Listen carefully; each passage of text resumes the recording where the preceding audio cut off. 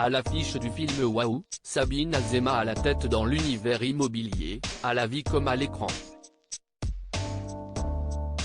La comédienne s'occupe actuellement de faire vendre une maison de famille.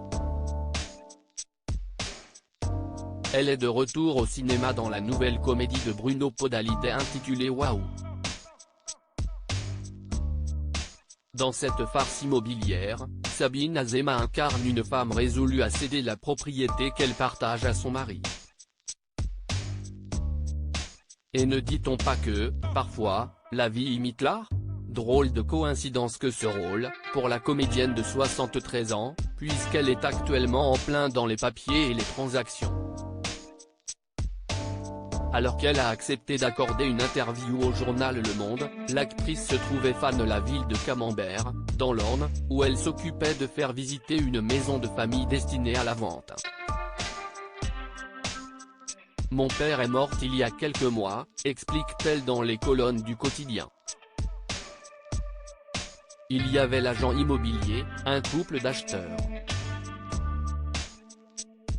Il n'est jamais facile de se débarrasser d'un bien immobilier. Ni d'accuser le coup du deuil. Ces derniers mois n'ont pas été faciles pour Sabine Azema qui, déjà, perdait l'amour de sa vie en mars 2014. Ces dernières années, j'ai perdu mes parents, une sœur, Alain Resnais, puis la personne qui est arrivée dans ma vie après Resnais, rappelle-t-elle.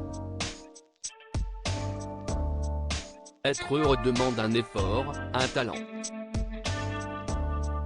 Il faut donner un coup de talon dans la vase pour remonter.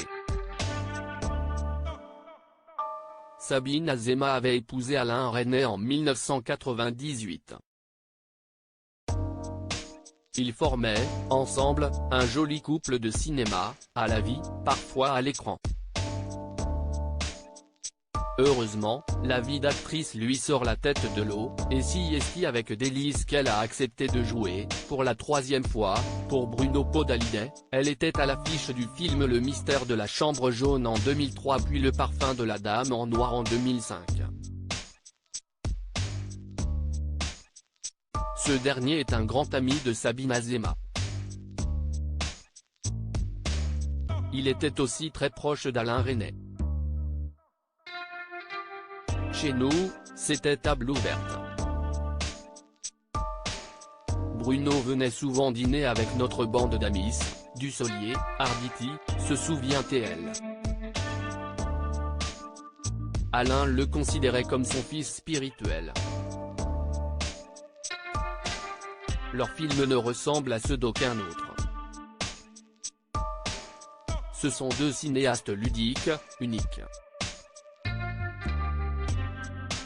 Retrouvé dans le journal Le Monde du 6 juin 2023.